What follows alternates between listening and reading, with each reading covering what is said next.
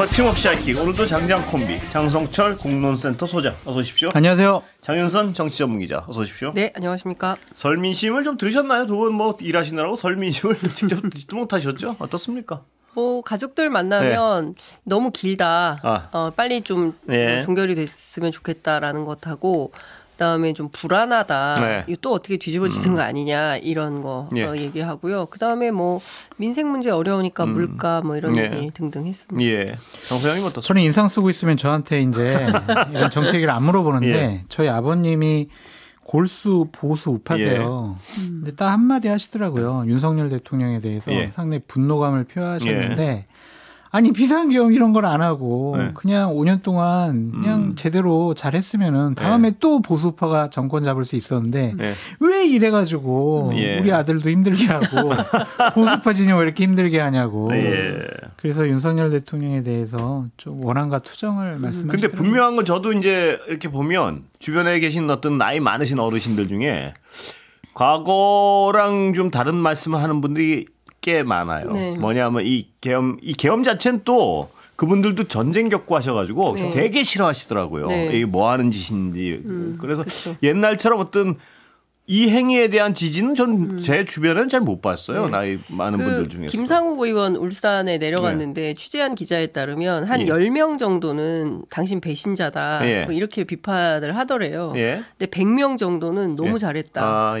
열심히 해라. 응원한다. 이런 메시지를 받았다는 거예요. 그리고 오늘 제가 이명수 기자 취재했는데 삼척에 이명수가 나가도 당선될 뿐입니다.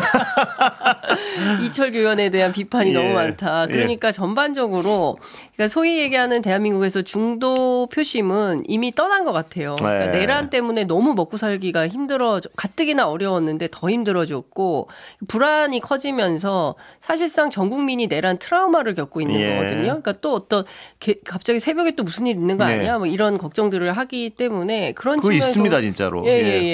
그러니까 저는 그런 면에서 보면 국민의힘의 향후 정치 행로가 계속 내란을 옹호하면 점점 더 어려워질 거다. 그 장 기자 말씀하신 게 일리가 있는 게요. 저번에 그 검찰이 그 영장 연장 신청했을 때 거부됐을 때, 이거 덜컥 풀려나는 거 아니야? 이런 식으로 저한테 전화 오는 그 지인들이 있습니다. 왜냐하면 불안하다는 거예요. 그 민심은요. 그냥 설 전에 국민의힘 지도부가 서울역 가서 20분 동안 받았던 그 수모가 민심의 바로미터가 아니냐 그런 생각이 듭니다. 보고서상에 그냥 페이퍼상에 그 여론조사 수치가 민심이라고 보기는 어려울 것 같아요. 그게 체감하고 좀 많이 다른 것 같아요. 가면 만나는 사람들 만나보면. 많이 달라요. 그게 이제 연령별 지역별로 대단히 편중되어 있기 때문에 서울 수도권에 그냥 일반적인 주민과 국민들 생각은 그 페이퍼상의 여론조사랑은 상당히 달라요. 체감적으로는 분명히 달라요. 저도 이렇게 보면. 아니 그 120 다산콜센터에 접수된 내용을 종합해 보면 학교 가도 되나요? 뭐 그다음에 뭐 지금 바깥에 나가도 되나요? 왜냐하면 계엄하면 야간 통행 금지 있고 그러니까 저만 하더라도 검문 검색이 있을지 모르겠다라는 공포를 갖게 됐거든요. 뭘 공포를 가져요? 바로 잡혀가지. 뭘 검문 검색이에요? 바로 서강대교 건너기 전에 잡혀갈까봐 살짝. 그런 걱정하지 마세요. 검문 검색 당할 걱정하지 마시고. 장갑 잡혀 있는데 진짜 무섭더라고요. 근데 그러니까 그런 거를 평범한 일상을 살아가는 시민들은 내일 출근해도 되나? 뭐 진짜 텔레비전 보다 갑자기 군인들이 들이닥쳐서 뭐 아무 이유도 없이 끌고 가는 거 아니야? 이거 영화에서만 봤는데 내 일상의 침범이 되는 거죠. 그러니까 시민들이 그런 얘기 제일 많이 하세요. 정말 일상으로 돌아가고 싶다. 그렇습니다. 윤석열 대통령의 비상식적인 명령에 대해서 군인들이 안 따를 것이다라고 생각했다고도 하고 진짜 기가 막힌 주장이 정말 비상계엄 오래 할 생각도 없었다고 기가 하시니까 막힌 주장들입니다. 그러니까 참 전 제가 그거 동의하는 게 아니라 그냥 소개시켜드린 거예요. 저 욕하지 마세요. 이미 트라우마가 있으시군요. 이미 그 비판 댓글이 막 올라오고 있어요. 그런데 그날 지금 장 기자도 말씀하셨고 장선도 말씀하셨지만 국민들 모두에게 어떤 일종의 트라우마가 각인됐어요. 그럼요. 저도 그날 무슨 저희 밤 늦게 아이한테 뭐 이렇게 해라 뭐 이런 얘기 한 기억이 나요. 그러니까 굉장히 심각하게. 그러니까 맨 처음에 농담하는 줄 알고 이렇게 쳐다보다가 눈이 동그래지고 이랬던 기억이 나요. 그러니까 이 국민들 모두한테 어떤 느끼는 특히 제 나이 때하고 이렇게 플러스 마이너스 거기는 대단한 어떤 공포와 뭐 이런 걸 느꼈던 그게 트라우마로 남아 있을 수밖에 없는 상황이에요. 대한민국에 계엄 세대가 생긴 거예요. 예, 계엄 세대가 생겼고 특히 이 계엄 때문에 일상을 포기하고 거리로 나온 키세스 응원봉 이 친구들은 10대, 20대, 30대는 뼈에 각인이 됐겠죠. 이게 얼마나 무서운 일이고 이것 때문에 우리 일상이 얼마나 심각하게 훼손이 됐고 이것 때문에 원달러 환율이 어떻게 됐고 이런 것들을 다 몸에 뼈에 새겼기 때문에 제가 앞으로는 그렇습니다. 그러니까 대한민국에서 극우에 대해서는 아마 몸서리치는 수준의 국민적 비판과 비난이 있을 것이다. 이거는 대선 또는 그 이후에 있을 지방선거에서 저는 아주 명징하게 드러날 거라고 봅니다. 지표로 확인될 거라고 봅니다. 그런데 오늘 이건 중요한 얘기는 아닌 것 같은데요. 김건희 여사가 무슨 몰랐다 알았다 이거 어떻게 보세요? 그 정치 얘기하는 주기 좋아하는 분들이 한 말씀씩 하실 것 같아서 평론가들은 어떻게 생각하시는지. 대통령이 깜짝 놀랐지 막 이러는 거 아니에요.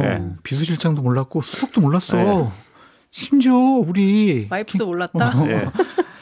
아니 어떻게 믿으세요? 어떠세요? 이게 이제 저는 아까 진짜 딱 모르겠어요. 양쪽 가능성이 있어가지고. 모르게 한 것 같아요. 아 그래요? 그러니까 수석과 비서실장은 몰랐던 것은 확실한 것 같고요. 비상겸을 한다고 했으면은 그래도 윤석열 대통령보다 정무적인 판단을 좀 더 할 줄 아는 김건희 여사가 이걸 말렸을 것 같다. 그런 생각은 좀 드네요. 이게 뭐냐면 그 한덕수 총리 그리고 이상민 장관 을 만난 자리에서 12월 3일 밤 9시에 이거 아무도 몰라. 심지어 우리 와이프도 몰라. 비서실장도 모르고 아무도 모르는데 내가 당신들한테만 특별히 먼저 얘기해 주는 거야. 라고 한 내용이 경찰 진술에서 확인이 된 거잖아요. 그러니까 중요한 것은 저는 두 가지인데 하나는 와이프가 굉장히 화를 낼 것 같다라는 말을 했다는 거잖아요. 그 명태균 씨가 윤석열 대통령을 향해서 5살짜리 꼬마아이가 권총을 들었다. 그 권총을 든 옷에 아예 비교를 했거든요. 그 비유가 참 적절해요. 이렇게 지나고 보면. 그러니까 이게 뭐냐 엄마가 굉장히 화낼 것 같은 거예요. 와이프가 그래서 감췄다. 엄마 몰래 내가 사고를 쳤는데 사고 칠 예정인데. 그렇죠. 그거를 엄마가 알게 되면 나를 엄청나게 야단칠 거야라는 애들의 공포나 두려움이 있는데 그게 고스란히 드러난 것 같아서 한편으로는 좀 이게 이런 분이 국정 운영을 하고 있었다. 두 분 말씀은 어떤 동일한 방향의 추정이신데요. 어떤 쪽에서는 주종 관계가 분명하고 심리적 지배를 받고 있는 상태에서 엄마 몰래 지금 엄마로 표현하셨으니까 엄마 몰래 할 만큼 용기가 없을 것이다. 그렇다면 엄마가 하라 그러긴 했는데 나가서는 내가 하라 그랬다 하지 말고 이랬을 가능성도 있는 거 아닌가 뭐 이런 얘기도 하고요. 왜냐하면 나가서 내가 그랬다 그러지 말고 왜냐하면 그때 당시에 명태균 폰이 굉장히 어떤 김건희 여사를 위협할 때니까요. 그렇습니다. 계엄밖에는 방법이 없다는 생각을 정무적 판단을 김건희 여사가 먼저 했을 것이다. 뭐 이런 해석도 있지 않습니까? 그러니까 시키긴 시켰는데 나가서는 모르는 걸로 하고 뭐 이것도 가능하지 않겠느냐. 근데 저는 추후에 이제 수사나 조사 과정을 통해서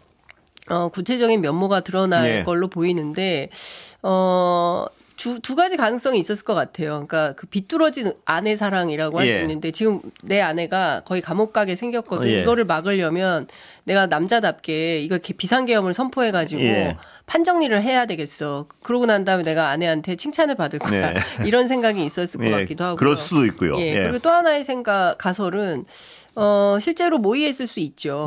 두 사람이 이게 지금 우리 둘 다 죽게 생겼는데 명태균의 판도라 상자가 열리게 되면 다 죽게 생겼는데 이거 어떻게 돌파할 방법이 뭐냐. 그럼 결국엔 비상계엄밖에 없는 거 아니냐라는 계산을 했을 수도 있다. 근데 이거는 검찰 조사를 통해서 확인할 그렇습니다. 문제이지 현재로서 예단하기는 추정밖에 안 나오겠죠. 근데 몰랐다라고 볼 수밖에 없는 게 당시 그날 김건희 여사는 강남에서 성형외과 가서 진료를 받으셨다는 거 아니에요? 워낙 담대하시니까. 뭐 그런 해석도 있습니다. 워낙 담대해서. 나중에 이런 얘기들이 나오는 거고 또 오늘 보니까 신원식 장관이 김용현 장관이 무리수를 두고 있다. 그래서 평소에도 걱정을 많이 했다라고 한덕수 총리가 얘기를 경찰에 했다는 건데요. 그러니까 전반적으로 보면 그러니까 죄수의 딜레마가 이제 시작이 된 거죠. 서로 니 탓, 오늘 보면 이제 이상민 장관의 태도도 굉장히 많이 달라지지 않았습니까? 이게 사실상 손절각으로 보이는데 종합해 보면 이 사람들이 전부 이제 윤석열 파면으로 가는 것 같아. 그럼 여기서 손절하고 나는 살아야겠다. 이런 계산 속에서 이런 발언들이 터져 나오는 거 아닌가 싶어요. 그런 해석이 많죠. 내란죄 그 형량이 좀 어마무시하잖아요. 그렇죠. 그러니까 서로 이제 사형 무기징역 각자 도생의 길로 들어서고 있다 이렇게 보시는 건가요? 네, 적어도 무기징역은 받지 말아야 되지 않을까. 적어도 주동자, 주모자는 되면 안 된다. 근데 저는 그 헌법재판소에서 윤석열 피의자 측에서 대응하는 걸 보면 그 윤석열 피의자 본인과 어떤 헌법재판 그 변호인들도 헌법재판은 포기한가 아닌가 하는 어떤 판단을 포기했다는 판단을 한 것이 아닌가 이런 추정이 분명히 가능한 게요. 왜냐하면 무슨 예를 들어서 뭐죠? 이 탄핵을 자꾸 해가지고 뭐 했다든가 예산을 이렇게 이런 얘기가 헌법 위반을 그냥 자기가 자인하는 거 아니에요. 이게 난 예산을 뭐 자꾸 시비를 걸어서 계엄을 했다. 이건 내가 헌법 위반했습니다. 이렇게 자인하는 거 아니에요. 그러니까 전략적으로 탄핵 심판 자체는 포기한 것 아닌가. 그래서 또 여당에서는 일제히 헌법재판소를 공격하기 시작해요. 그렇죠. 그러니까 이미 그걸 안 되는 게임으로 알고 그걸 공격해서 다른 수를 쓰는 거 아닌가 이런 어떤 해석들에 대해서 어떻게 보세요? 근데 그래도 안 될 거라는 거예요. 저는. 근데 지금 할 게 없어요. 왜냐하면 전 세계 모든 언론들이 생방송으로 비상계엄 상황이 어떻게 전개되는가를 라이브로 다 보지 않았습니까? 그렇기 때문에 증거는 차고 넘쳐요. 그래서 제가 여쭤보는 건 그 부분이 아니고 험지에서 탄핵을 당할 것은 기정사실일 수밖에 없으니까 그렇죠. 헌법재판소의 신뢰성을 공격해서 극우 지지자들을 선동하고 그다음에 그래서 선거를 치르겠다. 뭐 이런 의도가 아니냐는 해석이 나오더라고요. 오늘 보면. 그러니까 혼란스럽게 만드는 거죠. 그래서 헌법재판소가 인용 결정을 하더라도 우리는 그것을 존중하거나 따라서는 안 된다. 그래서 나라를 대단히 혼란스럽게 만들어서 선거에 이용하겠다 뭐 이런 건가요? 선거에 이용하겠다고 할 수도 있는 것이고 뭐 잘못된 판단을 했다라고 계속 공격을 해야 그래도 이제 선거운동을 치룰 수 있는 뭔가 최소한의 명분이라도 생길 거 아니에요. 그러니까 헌법재판소의 권위를 훼손시키려고 상당히 노력하는 것 같은데 안 그러셨으면 좋겠어요. 근데 이미 방향을 잡은 것 같습니다. 뭐 여당이 일제히. 그렇죠. 그러니까 정당성을 이제 부여를 하고 싶은데 그 이유는 이제 부정선거론을 계속 얘기하는 이유가 있는 거죠. 이 담론을 가지고 싸울 명분을 만드는 거 아니겠습니까? 그러니까 거리에 이제 뭐 법원에 폭동을 일으키든 아니면 서울구치소 앞에서 수많은 사람들을 모이게 해서 샤우팅을 하든 어떤 형태로든 끊임없이 내전적 상황으로 끌고 가서 선거를 통해서 본인들의 정당성을 확인받고 싶은 근데 그런 욕구가 있는 거죠. 그래서 부활할 수 있다라는 간절한 소망이나 믿음은 있어 보이나 근데 실제로 여론조사를 쭉 분석을 해보면 중도가 이미 돌아섰어요. 중도가 이미 돌아섰고 그 부분에 대해서 인정을 안 하려고 계속 노력을 하는 것 같은데 그거는 주지의 사실인 것 같습니다. 뭐 수치를 제가 구체적으로 다 설명을 드릴 수는 없지만 갤럽 조사만 하더라도 중도 표심을 보면 뭐 이따가 많이 다르다. 왜냐하면 제가 그 또 다 소개해야 돼서. 그 윤석열 대통령의 가장 큰 잘못 중에 하나가 최근에 보면 저는 준사법기관인 검찰 그리고 사법기관들을 완전히 엉망진창으로 만들었어요. 공수처는 물론이고 검찰 그러니까 대통령 재직 기간에도 김건희 여사 조사와 수사와 관련해서는 완전히 그냥 무력화시키는 검찰로서 제대로 역할을 못하게 하는 그렇게 국가의 시스템을 망가뜨리려는 그런 행위를 했는데 이제는 헌법재판소까지 그 권위를 인정하지 못하고 그렇습니다. 판단에 대해서 존중하지 못하겠다라고 지금 계속 얘기를 하고 있잖아요. 이미 뭐라 그러나요? 개인에 대한 공격, 문영배 재판을 포함해서 나라의 근간이 무너지는 거예요. 이건 어떤 정치적 목적을 위해서 모든 국가 기관들을 무력화시키려는 건데 이미 어떻게 용서를 받을 수 있습니까? 아니 그러니까 용서는 뭐 그거는 별건으로 한다 하더라도 이거는 나 살겠다고 그렇습니다. 나라를 팔아먹는 격하고 같은 거죠. 그러니까 이완용 반열에 들어가는 거예요. 그렇지 않고서야 본인이 살자고 국가 시스템 다 망가뜨리고 헌법재판소의 권위를 무너뜨리려고 개인을 공격하고 그렇습니다. 있잖아요. 재판관 개인의 뭐 남편이 어쨌다, 뭐 본인이 어쨌다, 이재명 대표하고 그것도 어떤 관계가 여권에서 있다. 공개적으로요. 그러니까요. 그러니까 굉장히 추잡한 거죠. 제가 보기에는 이런 식의 비난이 먹힐 수 있다. 물론 지지자들 사이에서는 계속 극우 유튜브를 통해서 이 내용을 양산하고 하고 그러면서 믿게 만들고 거리에 쏟아져 나오게 하고 그 사람들을 정치적 도구로 이용 또는 활용하려고 하는 게 너무 자명해 보여요. 그랬어요. 그런데 다수 대중은 그걸 정말 잘한다. 저게 맞는 길이야. 이런 판단을 이미 안 하고 있다니까요. 그러니까 이미 중도는 과반 이상이 내란 세력에 대해서 점수를 주지 않겠다라고 결심을 끝냈어요. 그러면 여기서 정산을 하고 국민의힘도 새로운 보수로 가기 위한 길을 개척해야 되는데 끊임없이 엮여서 마치 인간적으로 고뇌하는 것처럼 해서 면회도 가야지 뭐도 해야지 빨리 석방시켜라. 이 석방 요구 자체가 부당한 거 아니겠습니까? 근데 석방 요구를 계속하고 있으니 얼마나 곤란한 지경 아닌가 이런 생각이 듭니다. 그런 부분도 있어요. 그러니까 지금 국회 탄핵소추위원회 김희수 전 헌법재판관이 들어가 있잖아요. 헌법재판관 출신이 헌재 심판에 변호인으로서 좀 활동한다라는 것은 그것도 조금 도리에 맞지 않은 거 아니냐. 좀 그런 생각도 들고 어쨌든 정계선 재판관 역시 남편이 김희수 변호사의 공익인권법재단 소속이라는 그런 거 있잖아요. 선생님 그건 전혀 상관이 없는 인사에 아무 영향도 없는데 그 얘기를 하시는 것 자체가 오히려 교란을 만든다니까요. 논란이 안 되도록 그냥 좀 탈퇴하거나 좀 선을 지키면 어땠을까. 아니 저는 이 얘기를 하고 싶어요. 들어요. 차기환 변호사가 박문진 현직 이사예요. 그러면서 윤석열 변호인을 맡아요. 그러면 이분이야말로 이해충돌인 거죠. 지금 공적인 기관인 MBC 대주주인 박문진 이사를 하면서 윤석열 피고 측에 변호인을 하는 게 맞습니까? 이거부터 그만둬야죠. 박문진을 그만두든지 아니면 윤석열 변호인단에서 스스로 그만두든지 양단의 어떤 결론을 내야 되는 거지 끊임없이 그 국회 측과 헌법재판소 재판관들의 사사로운 개인적 인연들을 막 강조하면서 마치 큰 결정의 하자가 있는 것처럼 그러니까 언론 플레이를 하는 것 자체가 문제가 있는 겁니다. 문영배 헌재소장 대행과 이미선 재판관 이런 분들 관련해서는 이재명과 좀 가까운 거 아니야? 그리고 이미선 재판관 동생이 진보 인사 아니야? 이런 것 때문에 당신들은 재판관 자격 없어. 이렇게까지 공격하는 것은 무리 있다고 보여지는데 어쨌든 정계선 재판관 관련된 논란은 자신들이 좀 논란되는 부분을 좀 정리를 하면 좋지 않았을까. 좀 그런 생각이 들어서 말씀드리는 거예요. 아니, 구별해서. 이혼할 수는 없는 거잖아요. 이거 재판 때문에. 아니 이혼하라는 게 아니라 그냥 거기 그 소속에서 좀 탈퇴하면 되잖아요. 어디로 가요? 그럼 갑자기 여기서 일하는 분인데. 그러니까 그렇게 얘기할 말은 없는데 그러니까 그리고 이런 논란을 저는 만들어내잖아요. 핵심은 저는 그건 아니라고 생각해요. 대부분의 법률가들 특히 법관 출신들 판사 출신들이 무슨 얘기를 하냐면 이것은 진보 보수의 문제가 아니다. 그리고 법리와 사실의 기초에 볼 때 그 어떤 것도 전시나 준전시 상태여서 비상계엄을 선포하지 않으면 안 되는 상황에 부합하는 입장을 설명하지 못하고 있다. 그렇기 때문에 이것은 보수든 진보든 상관없이 8대 0으로. 그래서요. 장 기자 지금 말씀하셨지만 결정이 나올 수밖에 그런 없다라고 부분 얘기합니다. 때문에 이미 모든 측면, 모든 진영이 이번 헌법재판 자체는 이미 게임이 끝난 것이다. 그렇죠. 이런 판단 아래 아무리 봐도 여권에서는 극우적인 어떤 성향을 띠고 헌법재판소 자체를 공격하고 있어. 그걸 나중에 정치적으로 이용한다고. 근데 이 공격도 제가 그냥 그것이 옳다 그러다가 아니라 공격 시작도 민주당과 진보 진영에서 먼저 했어요. 정영식 재판과 관련해서 박선영 이사장 있잖아요. 그 사람과 어쨌든 인척 관계다. 그런 것이기 때문에 당신은 자격 있냐.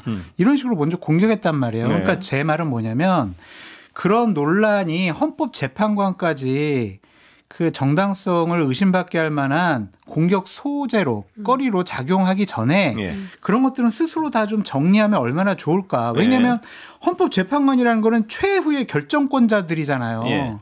그런데 그 결정에 대해서 사적으로 남편이 아니면 처형이 인연이 있으니까 이런 식으로 공격받으면 그 권위가 상실이 되니까 이 양쪽 다 그런 논란이 없도록 주변 정리를 잘하면 좋지 않았을까. 그런 아쉬움이 있어요. 그러니까 장소연 말씀하시는 맥락의 핵심은 저는 프레임 전환에 있는 것 같아요. 그러니까 끊임없이 본인들이 여기에선 빠져나오기 어려우니까 개인을 공격하면서 정당성을 부인하고 싶은 거죠. 그러니까 그런 방식으로 프레임을 짜고 들어오는 거고 정말 제대로 된 그 판단을 하고 있다면 이해충돌 문제에 대해서는 제거할 여지가 있죠. 그런데 정계선 재판관이나 이미선 재판관 그다음에 문영배 재판관의 경우에 이해충돌과 관련되는 게 없어요. 오히려 차기환 변호사가 그러면 몰라도 저는 이 자체에 대해서 문제를 삼고 공격하는 것 자체가 대단히 변호사하고 사사롭다. 재판관하고 같은 선상에서 놓고 비교하면 안 되죠. 그거는. 재판관은 심판을 내리는 사람이고 그 변호사는 변호를 하는 입장이잖아요. 그러니까 그걸 같은 선상에 놓으면 안 된다니까요. 아니 근데 변호사와 차기환 변호사는 실제로 직접 이해충돌의 상황이 있는 것이잖아요. 그런데 그러니까 헌법재판관들이 어떤 이해충돌 상황에 있어요? 그건 그러니까 아니지 그런 논란을 않습니까? 불러일으키는 게 문제가 있으니 좀 사전에 정리했으면 좋지 않았을까. 좀 그런 차원이라는 거예요. 두 분 말씀은 알겠습니다. 그 부분은. 그런데 지금 어떤 왜 이 여론조사 같은 걸 이렇게 보면요. 지금 거의 대선 국면입니다. 보면. 대선이죠. 네, 거의 결집도가. 그러니까 양쪽의 어떤 선택을 다 거의 한 상태예요. 그런데 김문수 장관의 이 지지는 좀 정리돼가는 분위기인 것 같아요. 그렇습니까? 왜냐하면 설 전에 했던 거는 거의 뭐 이재명 대표랑 양자 대결에서 앞서거나 비슷하거나 막 이렇게 나왔는데 설날 기점으로 이후에 조사한 거 보면은 상당히 좀 정리가 됐더라고요. 그래서 누굽니까 이제 유력한 분은? 현재 국민의힘 당원 당규 사항으로 하면은 김문수 장관이 될 가능성이 높아요. 아 그래요? 현재로서는 왜냐하면은 그 세 분하고 다 뜯어봐도 국민의힘 보수 지지층에서 아주 과반수 이상의 지지를 받고 있거든요. 모든 여론조사에서. 그래서 김문수 장관이 후보가 될 가능성이 많은데.